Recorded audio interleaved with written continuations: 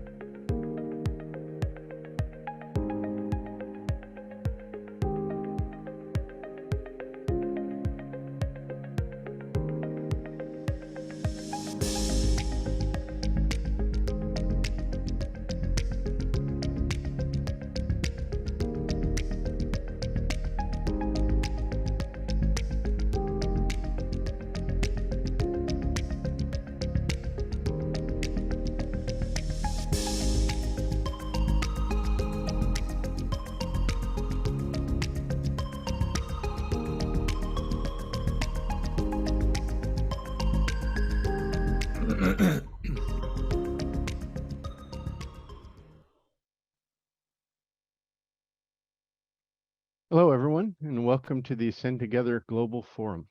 My name is Marco Soto, and I'll be your technical director for the program. I'd like to share some housekeeping and engagement information with you. Everyone should have gotten a virtual background attached to the calendar invite sent out this week. If you didn't get the invite or having trouble using the virtual background, please let me know, and I or one of our Ascend team will help you out. Feel free to use the chat to engage with your fellow attendees and our speakers. The Ascend team will also be putting useful information in the chat, so be sure to look out for it. We will have an audience poll, which will be done via Zoom polling feature. And if you have any questions for the speakers, you can use the QA feature. Our Ascend team will also be monitoring that and may reply via chat. Please help us spread the word via our social media channels. And if you know of anyone who is interested in viewing the program, who hasn't already registered, point them towards our YouTube channel, www.youtube.com/@ascendleadership/live. We would like to remind you that Ascend is a safe place, and today's subject is especially sensitive. Please practice discretion with both speakers and each other during the program, and try to be constructive and courteous with your interactions. Thank you. And now it is my pleasure to introduce our host for the afternoon, television journalist and long-standing honorary member and supporter of Ascend, CeFaan Kim from ABC7 in New York. CeFaan, the stage is yours. Marco, thank you for everything that you have done and all the hard work that you put into making this happen. Ascend family, thank you for all joining us today. It's Friday afternoon. There's a lot of places you could be, but you chose to spend your hour with us. So I hope, thank you for joining us for this special Ascend Together forum, supporting our resilient community, presented by the Ascend Foundation, part of Ascend's ongoing series on this very, very important topic. As you've heard, my name is CeFaan Kim with Eyewitness News here in New York, and it is an honor to be with you guys again today. We have a great program packed in for you. I believe we're going to see a little bit of our guests today. Each and every one of them has a biography and accomplishments that we could fill a whole hour with, but we're going to leave this up here so that you can see who they are. If you want to know more about them, Google them. In the interest of time, we're going to sort of dive right into this. And so with that being said, before we begin though, I'd like to have reflect everyone on a moment of silence for the victims and families of the senseless acts that occurred in our communities and across the country still today.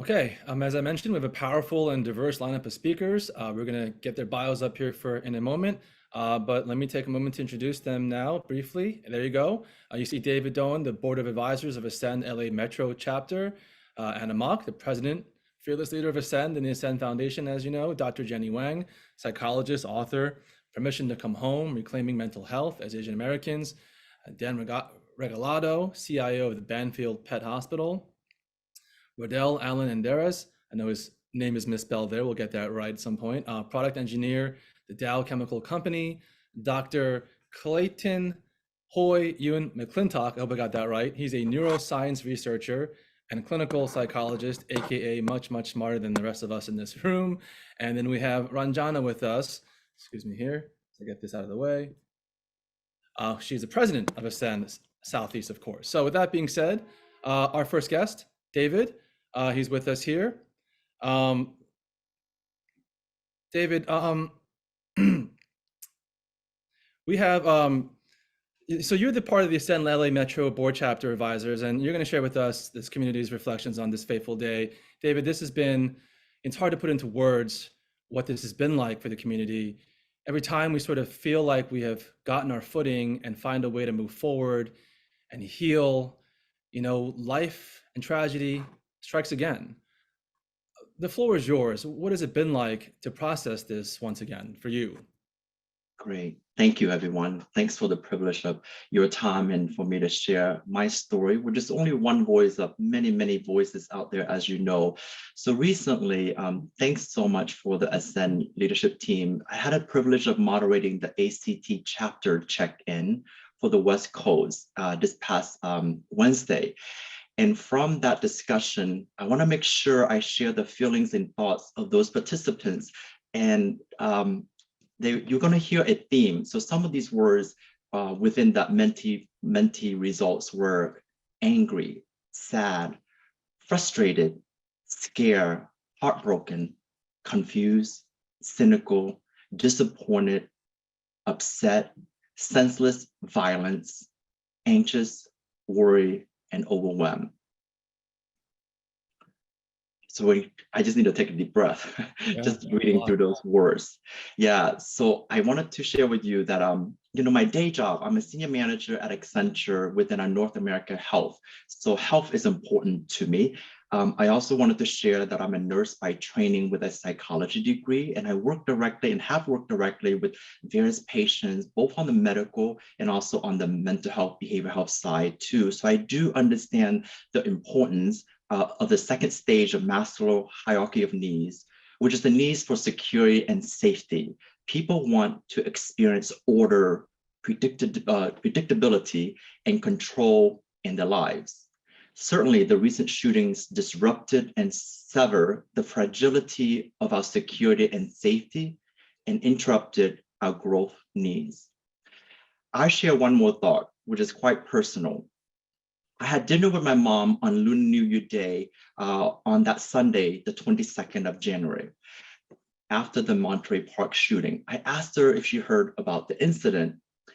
She said, yeah, I heard on the news. So I follow up with a question. So how do you feel about it? She chose not to answer verbally, but loudly answer my question with a clear nonverbal response of stoicism, very stoic.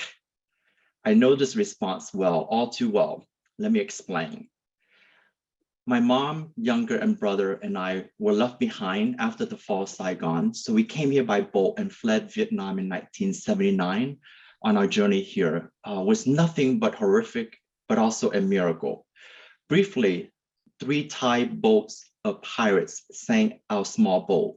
Half of the people on that boat died. Mm. Of the 3 Thai boats, one of them came back and threw ropes onto the water. And whoever was lucky enough to grab onto the ropes were pulled onto the Thai boat. My younger brother was 3 years old.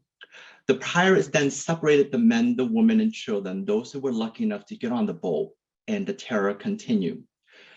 Without going into too much detail, I think you can imagine in your mind, let's just say that I heard and witnessed things that no child should experience. Even prior to our escape, I have seen people killed at gunpoint and many more horrific sights of injustices. My mom attempted suicide 3 times after the fall of Saigon because she never really worked before, and it was difficult for her to adjust being a single mom and very 2 young children. We also lost contact with my grandparents, her parents, and 11 other siblings, my aunts and uncle, as they already left prior to the fall of Saigon. So through these lived experiences, my mom, younger brother, who unfortunately passed away 6 years ago, and I have lived with PTSD and the physical and emotional trauma that have endured made us numb, hence the stoicism over the years. And sadly, nothing seemed to be a shock, including feelings of confusion or hopelessness, depression, anxiety, panic attacks, and PTSD. These are real feelings. They are pernicious and enduring.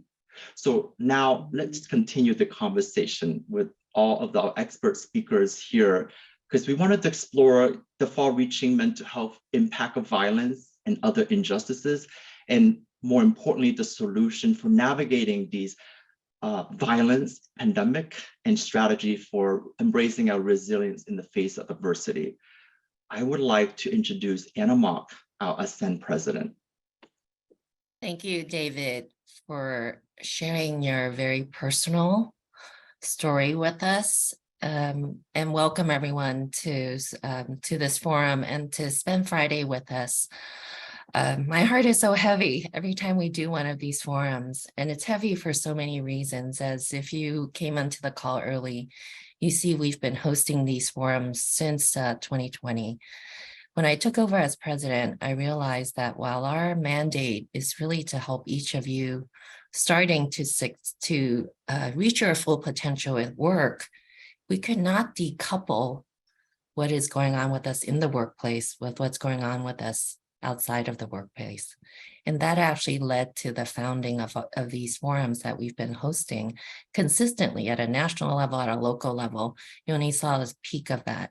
And so the words around being able to be at these forums and be vulnerable, to share, show our genuine self, our full self in a safe community is really what Ascend is about.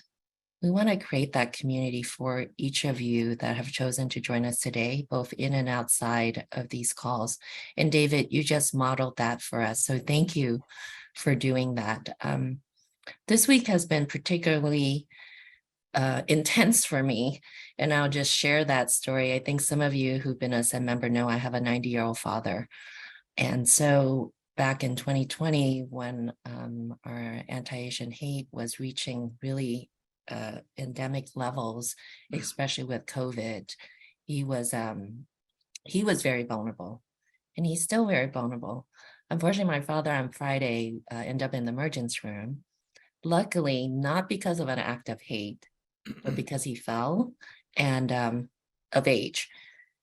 But it reminded me of how vulnerable he is just as a person. And it reminded me that many of us in our lives, everyday life, have people around us that are very vulnerable, that we are here to care for them, and how important family is as a priority. And I know all of us on this call share that as a common experience, whether you're of Asian descent or not on this call.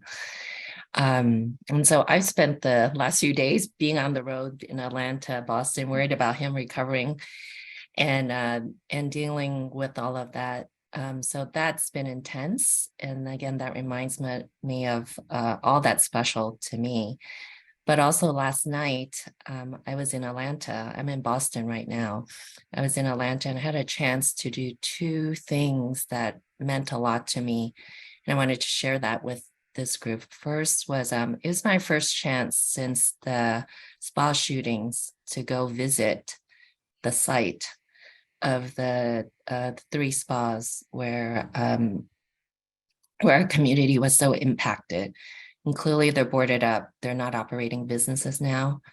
Our Ascend, one of our Ascend leaders was kind enough to drive me to the place and see it. And for me to play my personal respect for the victims and really put more context into what they might have experienced in those moments that led to their death, but also to know that their families are in that area and have to drive by where they lost their lives. And so that is still with me today. While today is not necessarily focused on those victims, it is focused on the impact of the loss of lives, just as the families of the recent victims in our 2022 shootings are experiencing. On the other side of that emotional spectrum, I had a chance to have dinner with some of our key leaders in our Atlanta chapter. And around that dinner table, this was a very last minute dinner, we were able to really share all these amazing stories about why we are together as a community. We talked about being immigrants. We talked about our family. We talked about our insecurities of either losing our job or losing our family. We talked about middle age. We talked about turning 40. I turned 40 way long ago, but we talked about all these things about life that made us special and why we are held together. And I think that is in the spirit of today's forum, for us to be able to share all of that emotional spectrum that we feel every day, and to do it in a safe place where each of us are not going to judge each other, but really be there to support each other. So I want to thank the team for really putting this together and giving me a few moments to just share my reflections for the week. And I hope that opens up all of you to be able to share and process and recognize that we're all here to really support one another. So with that, I'll turn it back to the team. Yeah, Anna and David, I mean, both of you, not just thank you for your leadership, but thank you for your vulnerability, right? Because we are talking about mental health, and that's something we need to talk about. And frankly, the only way to break that cycle is to talk about it, and we can't talk about it unless we're vulnerable. Little known statistic, there's a story I did last May. The leading cause of death among the youth of America is gun violence. The leading cause of death among AAPI youth is suicide, right? We need to talk about that. We don't talk about it. And so I'm glad we're here talking about that. According to the American Psychological Association, Asian Americans are at a higher risk of developing mental health disorders compared to other minority groups. Yet only 8.6% sought mental health services compared to 18% of the general population. So I think this is how we start this conversation. We keep doing things like this. So with that being said, before I bring on our first guest speaker, I'm going to turn to our audience now to take a moment to participate in this audience poll. Now, take a look at this. Why do you think us Asians don't discuss mental health issues or seek out mental health support? You see the options. You can take a moment to click on what you see. We'll come back to all of that at the end of it. But as the poll runs, I want to now bring in our next guest, Dr. Jenny Wang. She is a licensed psychologist, perfect for this segment, right? And author of the sought after book, Permission to Come Home, Reclaiming Mental Health as Asian Americans. Jenny, welcome to Ascend. Thank you for being here. Thank you so much for having me. It is, I feel my nervous system already holding space for all the stories that have been shared so far. Yeah, before we dive in, let's take a look at this quick poll result here, right?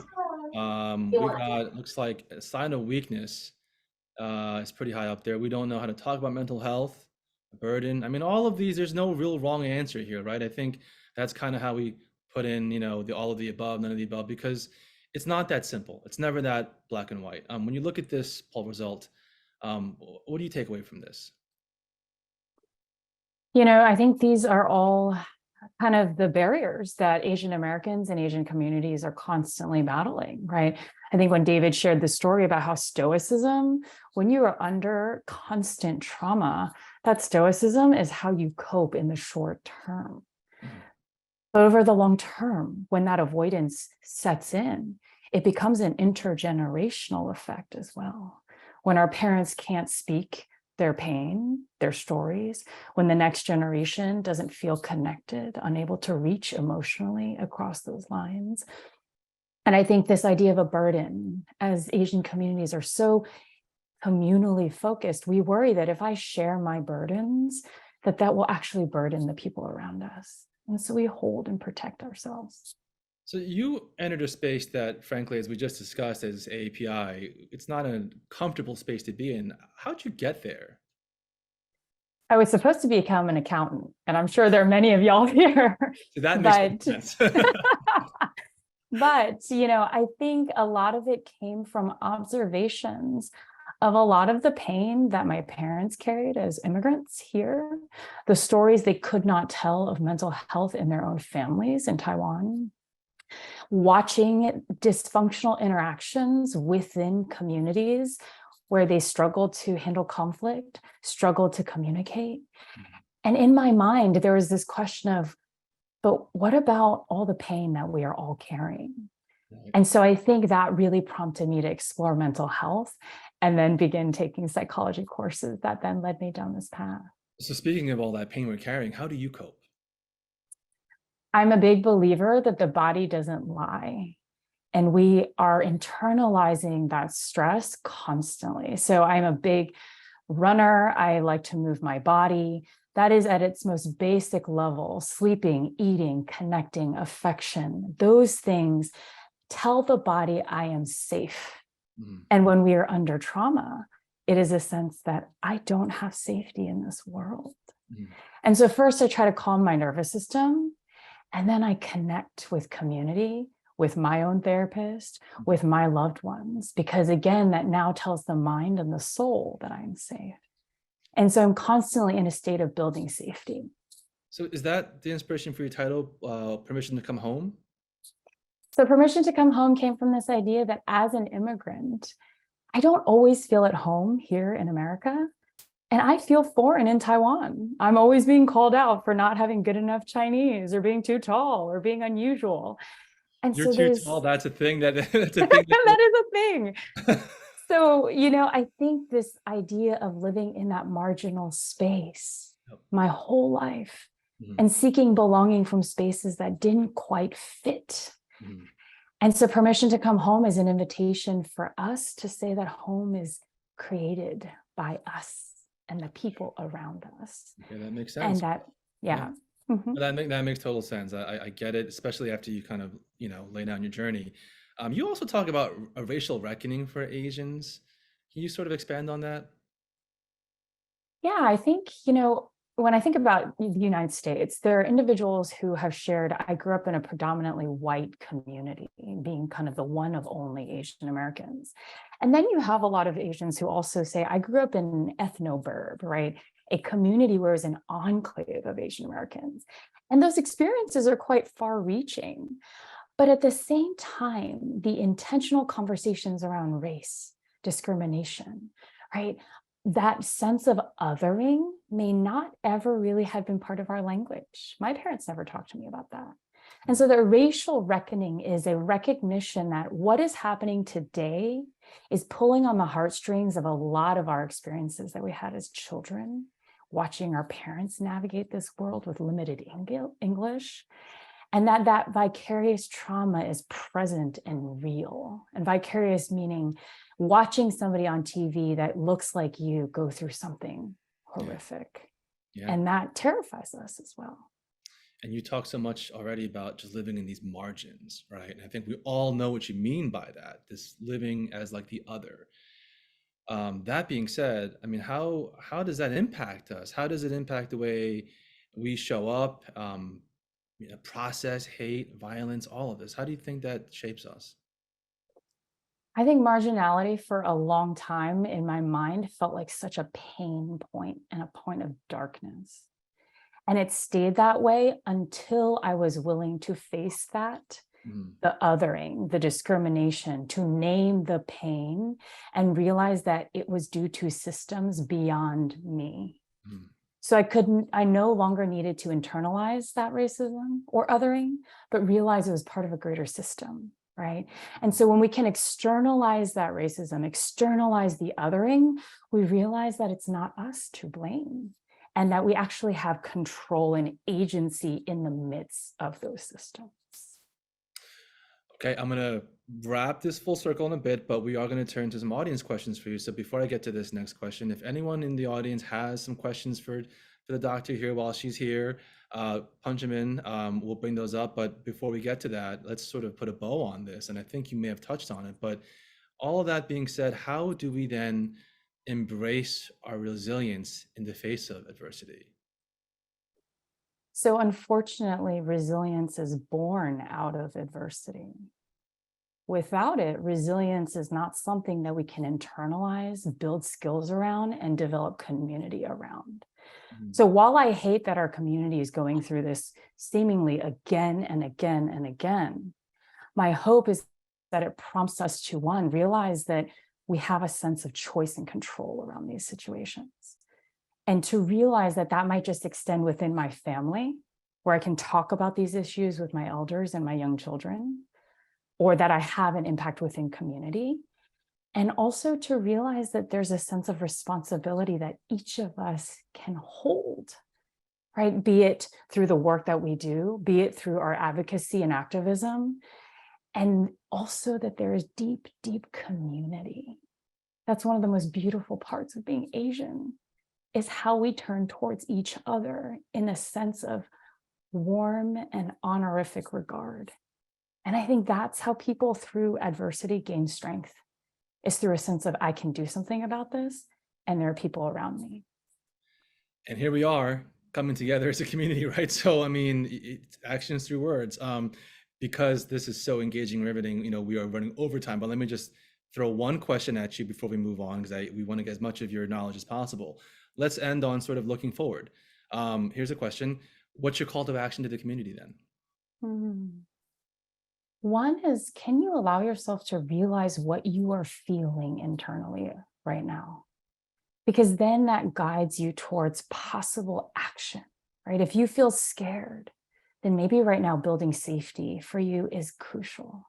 If you feel helpless, then perhaps it's agency, action, gaining control, and activism.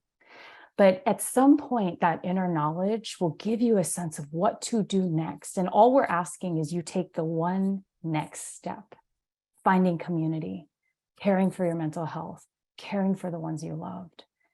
And that then leads our steps forward from there. But do not isolate yourself. Please don't. That's what's dangerous. You don't have to, because you have forums like this to not be isolated.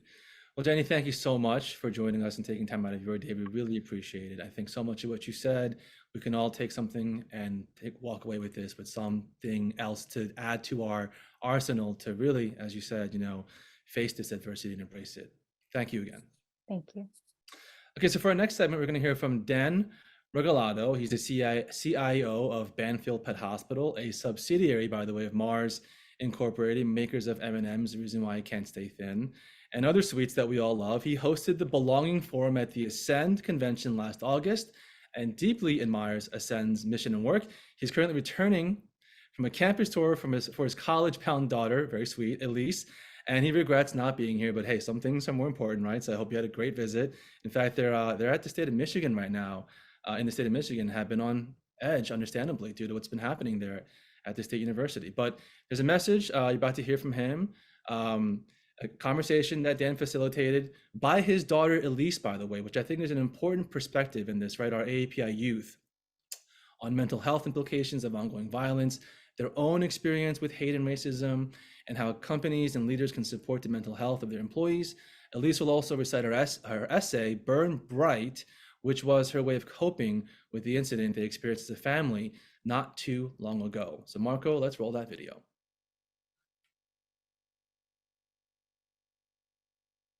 Okay, Dad, how are you processing the ongoing violence in our community? Yes, it's a tough question. It's been a nightmare that keeps repeating, as you know. And the only difference is who did it, how many died or hurt, where did it happen, and this cycle that it hits me every time. I hear about an incident, and it doesn't matter if it's race, faith, or gender-based hate. It's very sad. The cycle starts with shock and then hurt, and then I find myself praying, and then, of course, support. How do we support the impacted, the victims? Unfortunately for me, the level of shock is diminishing because of the frequency that this is happening. And I know it shouldn't be like that. We can't afford to be immune to these types of events. And how do you advise that we talk to children about it? First and foremost, it's not easy topic to dissect, especially with younger kids. You guys are different because you're more grown up. But for the young ones, I would advise parents to start with telling them this is not okay. Explain that mental health angle of the responsible party. And then, of course, we could pray with the kids, and encourage them to talk and engage more in conversation with you, encourage them to ask questions. We should never suppress.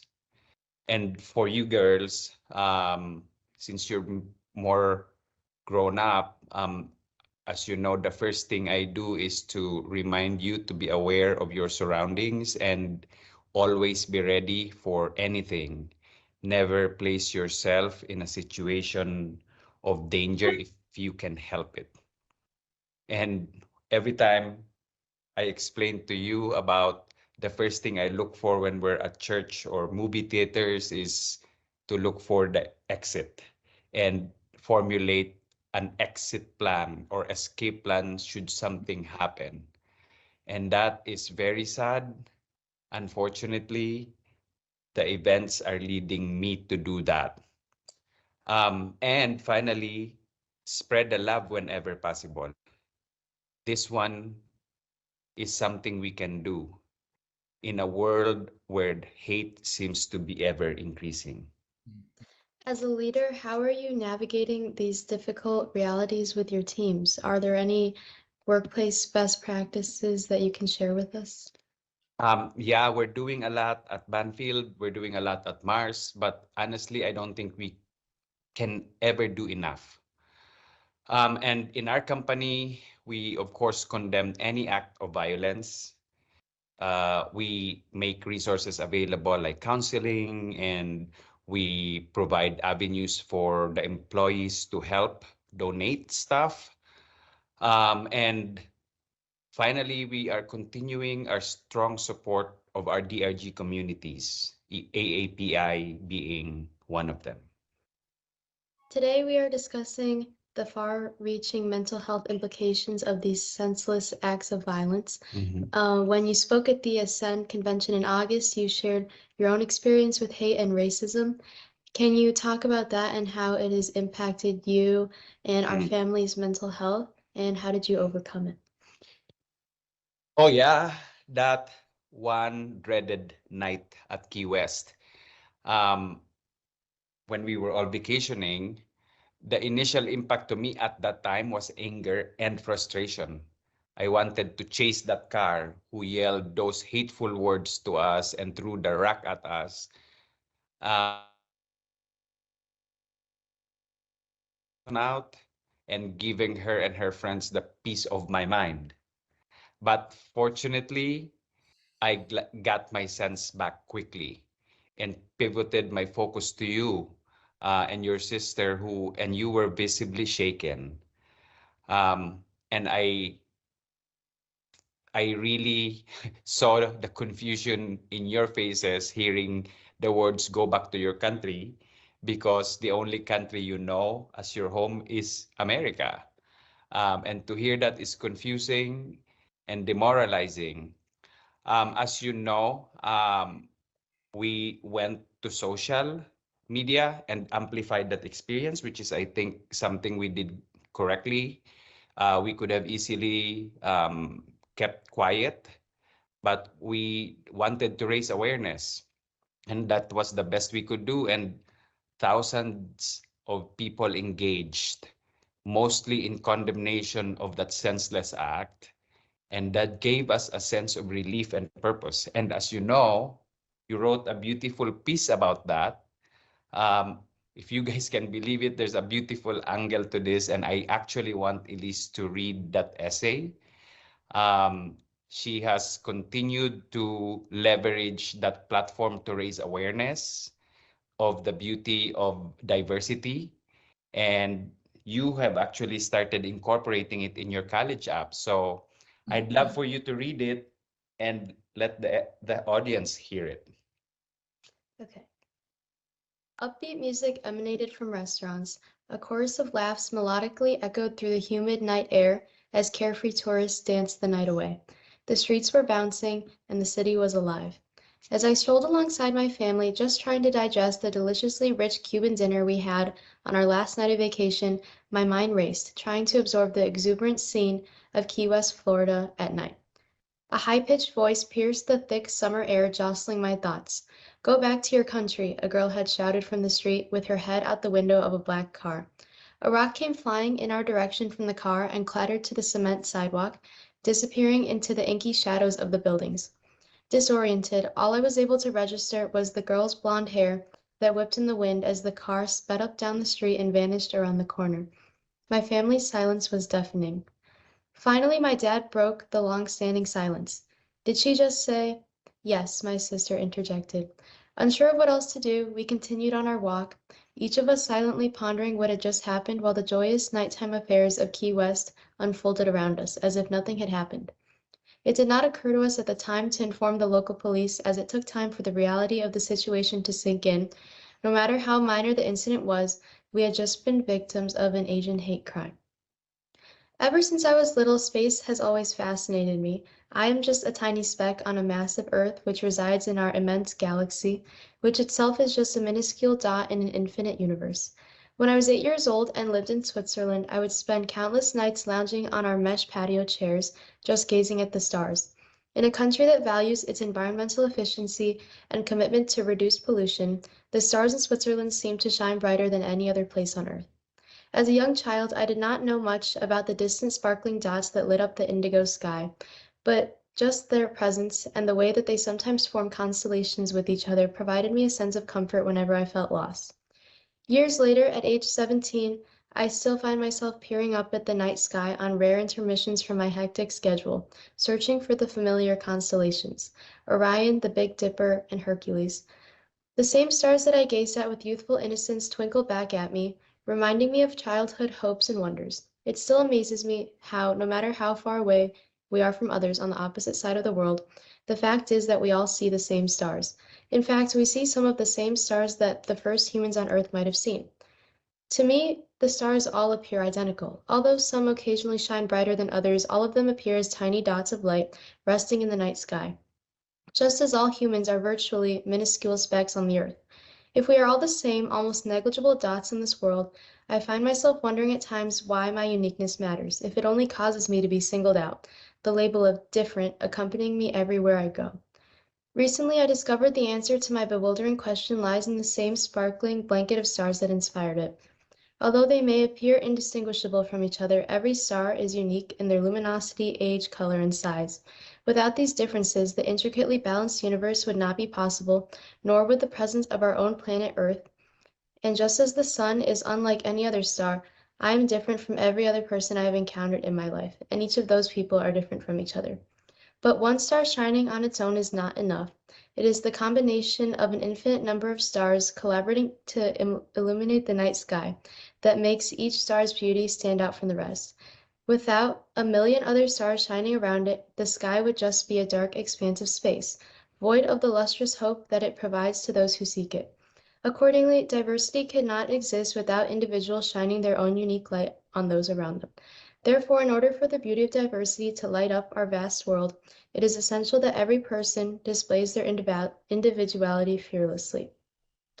Though it can be difficult at times to bear the label of different, every time I glance up at the twinkling stars, I am reminded that my differences play a crucial role in diversifying society, even if I am just one speck out of nearly 8 billion in this world. It is the accumulation of 8 billion variations of the same species, 8 billion different personalities and experiences, and 8 billion different perspectives that allows the world to grow and learn more from each other as time goes on. Knowing my place in this infinite universe, I now possess the strength to rise above the prejudiced perspectives of others, who may not be aware of the beauty of diversity. The hateful words and ill-intentioned rock that once blemished a peaceful night in Florida now fuel my urge to unapologetically be myself around others. Just as stars burn brighter as they age, I too can burn brighter as I gain experience, eventually burning bright enough to outshine those who try to dim my light. I've heard this so many times and still feel like I'm learning a lot listening to your essay. And I hope that the audience here can also realize the power of diversity, that even though we're only we are individuals and we are a small part of the population, that we can do a lot together and never be afraid to show our individualities. So that's awesome, Elise. Thank you for doing that. Let's do the last few questions. And what is your call to action for all of us here today? My call to action to everyone is to never think you are alone, to leverage the power of our collective communities. If you are a victim of hate just like us, please never be quiet. Also, we have so much to be proud for as AAPI. Use our Asian spirit to bust through challenges and be successful in whatever it is that you all desire to become. I say that to Elise all the time. She's about to enter college and the future is bright for her and she's gonna be burning bright. Any other thoughts on this subject? Nothing else. Just wanted to thank you, Asen. Thank you, Rubina, for inviting me and Elise. We wish that we could have joined live, but we are at a college tour at that time, at this time, and I'm hoping that we were able to make this work. And yes, thank you, everyone, and hope to see you all soon. Bye. Wow. I mean, there's, for me, at least a few things that popped out to me. I mean, the fact that he took the moment, I think we should reflect on this, right? To turn to Elise, his daughter, and say, this is not okay, right? I mean, look, first of all, I'm Korean, so I was born angry. So I understand that natural first reaction to be angry. But I think that was such an important lesson because that's how we move this forward, right? I mean, we need to be able to, like I always tell myself, when somebody says that to you or does that to you, that doesn't define you, it defines that person. And I hope that we can all remember that moving forward. The other thing that I want to sort of mention is that when he turned to her and said, this is not okay, the countless unfortunate victims of API hate crimes whom I've had to interact with, unfortunately, years ago, so many of them, I think it was sort of this wake-up call, like, oh my God, this is actually not okay. It's almost like we didn't know that, right? We've been living in this country for decades and it normalized this to such a degree that it took this moment to to teach ourselves, wait a second, like this is actually not okay. So I think that's progress. We're sitting here talking about that. And let's bring in Rodell to the conversation. We have so many voices here. I want to hear from all of them. Look, we're really fortunate to have the support of hundreds of multinational corporations that are committed to the SENS mission of Pan-Asian advancement and empowerment. And one of those partners is the Dow Chemical Company. So joining us now is Rodell Allen Enderez to share his reflections on the importance of being an ally to help combat these challenges that we're facing as individuals every day in the community. This partnership is also a great example of the value employee resources groups bring to their companies and diverse workforce, and the strong network for ERGs that engage with Ascend. So Rodel, welcome. First of all, can you introduce yourself and share with us the importance of being an ally, especially within the Asian community, and how we can support those directly affected by violence and hate? Yes, of course. Thank you for that intro. Can you all hear me? Yeah. Awesome. So my name is Doan, like you said. I'm a production engineer at Dow Chemical, and I currently reside in Houston, Texas. I was originally born in Miami, Florida, and I was a child of Filipino immigrants. And in combination with that and my upbringing in the cultural melting pot that is Miami, I was blessed with the opportunity to appreciate all walks of life. In that appreciation, I learned the importance of being an ally, even to my own parents, and that supporting communities for equality and equity requires each and every one of us to do our part. With that passion, I'm thankful for my company, Dow Chemical, for providing this inclusive environment in which I can learn to continue to learn, support, and have a platform to encourage others to do the same. One of my core responsibilities at Dow is driving diversity and inclusion in my site, and of course, supporting all of our employee resource groups.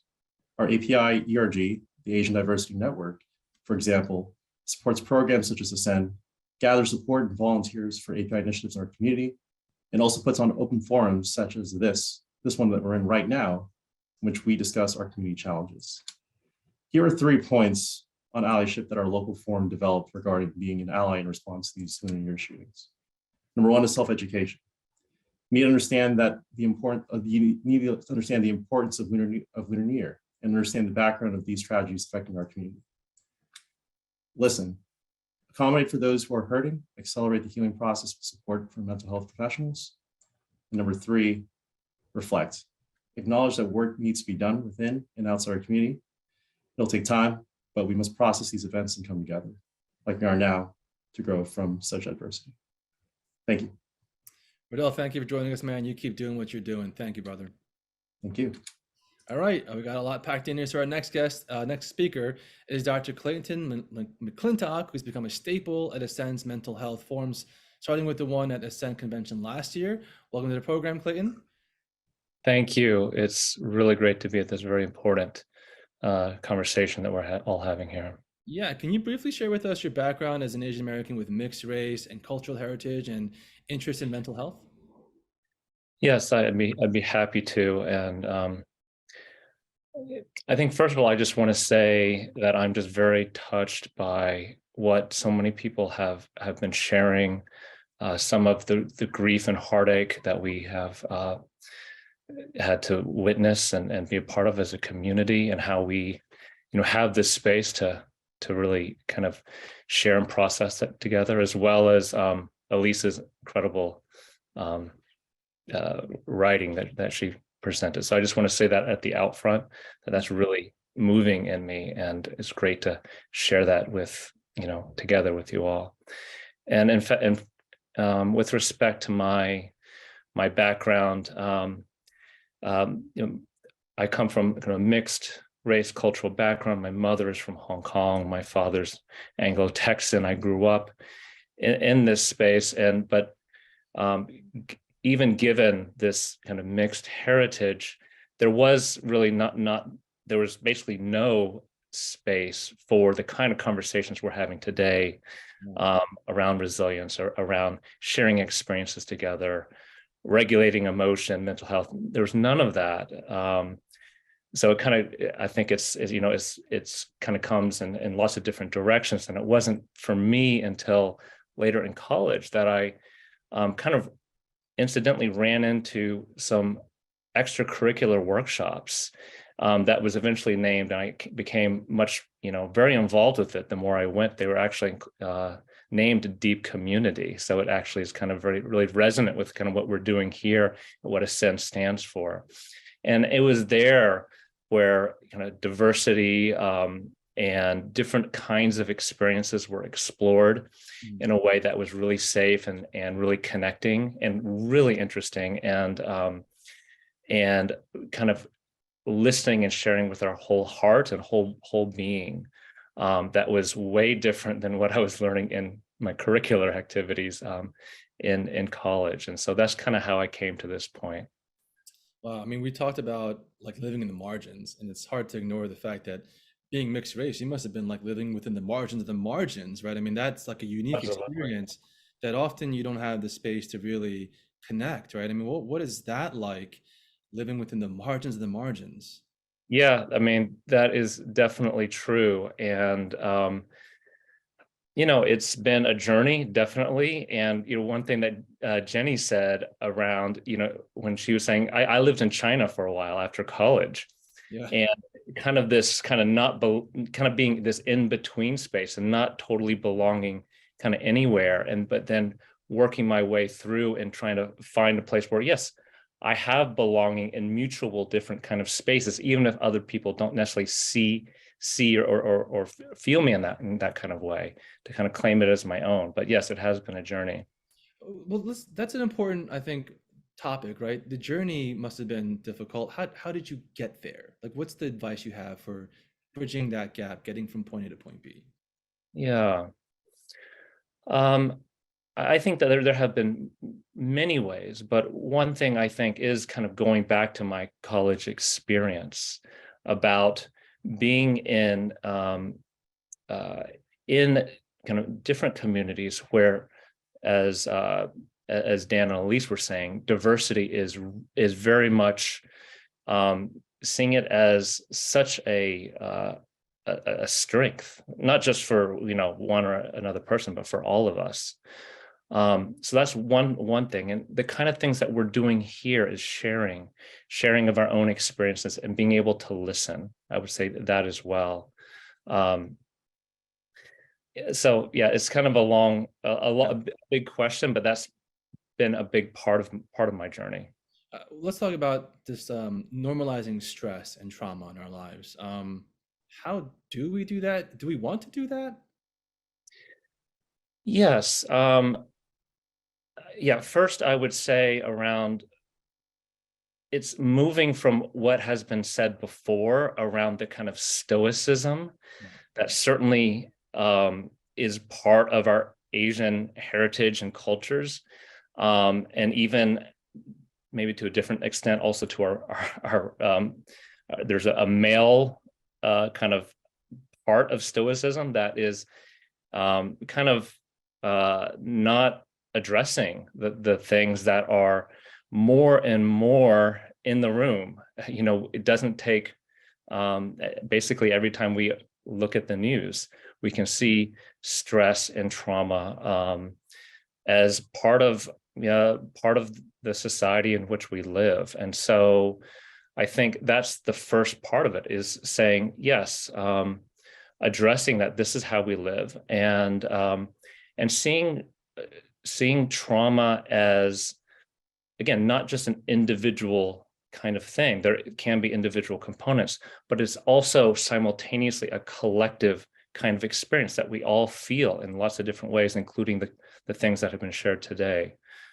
So I think that's one of the first aspects of just kind of going from, in a way, denial to acknowledging that this is a normal thing. And if chronic stress and trauma is a normal thing for all of us, then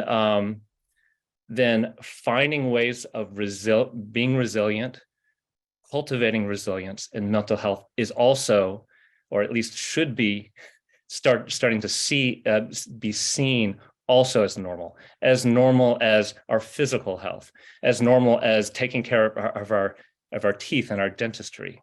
Why shouldn't it be? Right. I'm going to ask you a question about the role of science in a second.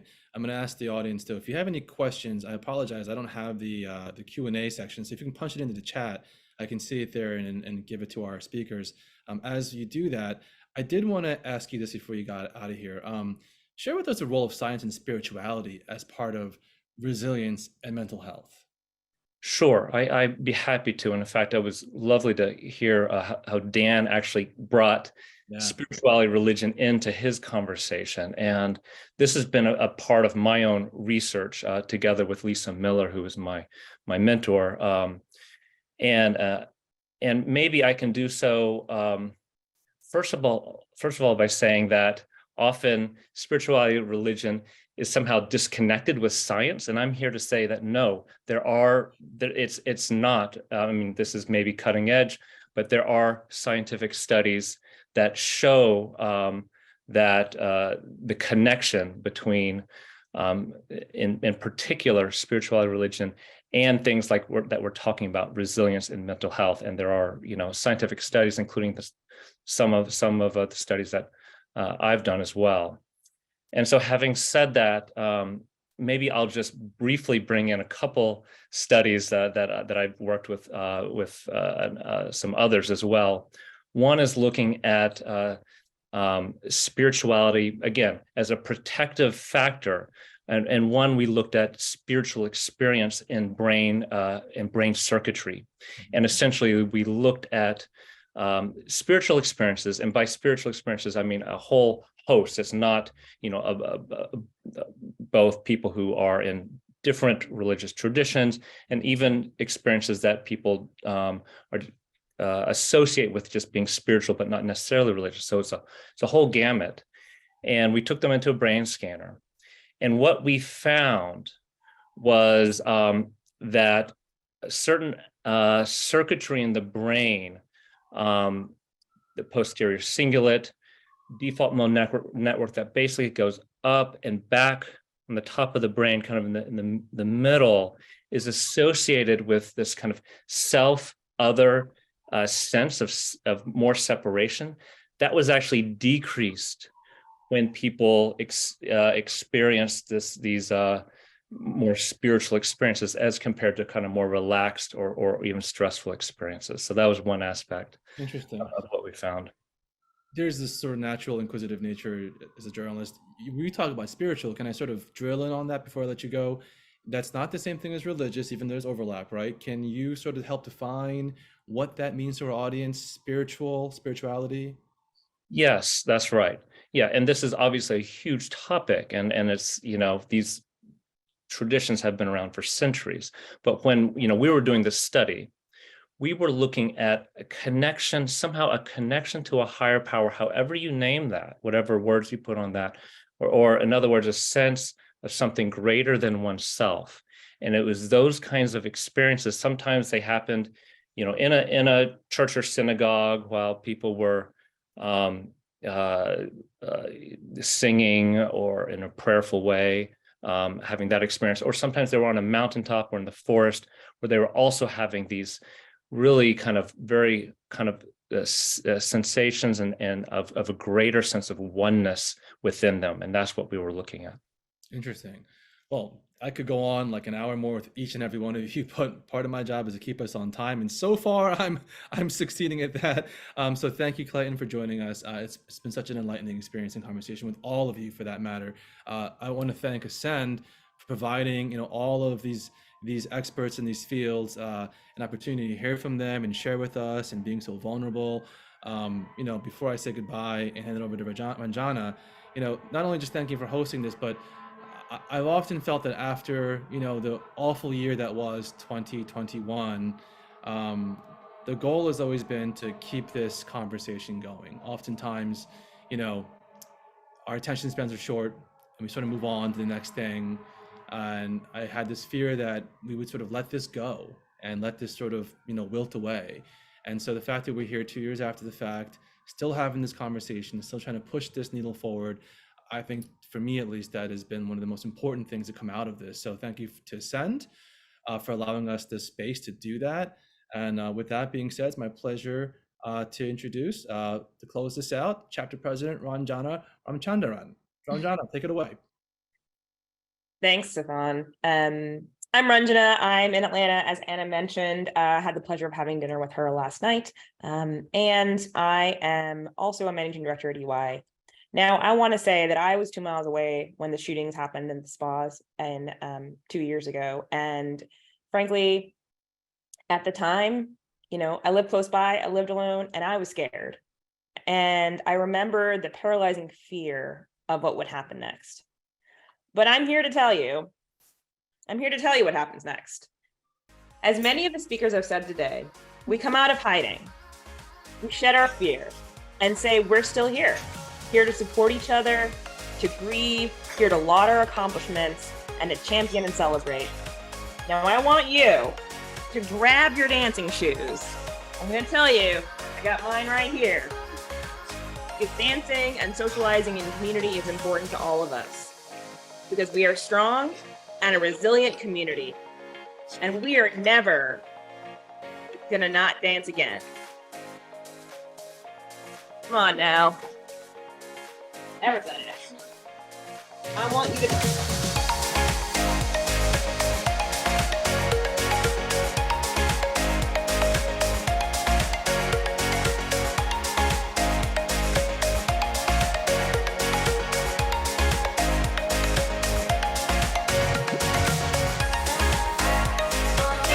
guys, and remember, we're resilient.